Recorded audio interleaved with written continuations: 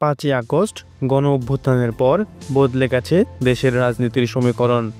তাই ছেদ পড়েছে বিএনপি জামাতের প্রায় 2 যুগের গাঁটছড়ায়। 2 দলের মধ্যে চলে এখন কথার লড়াই।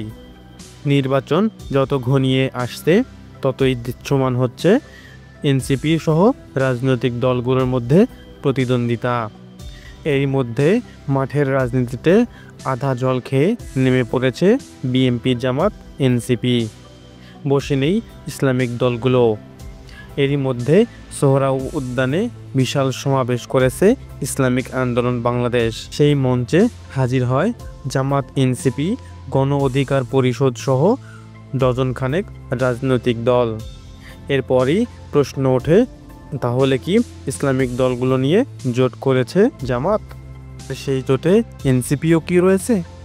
এমন সমীকরণ হাওয়ায় উড়িয়ে দিচ্ছেন না রাজনৈতিক বিশ্লেষকরা। তারা বলেন, আগামী নির্বাচন হবে বিএনপির জন্য ক্ষমতায় ফেরার লড়াই। জামাত এখন বিএনপির প্রধান প্রতিদ্বন্দ্বী।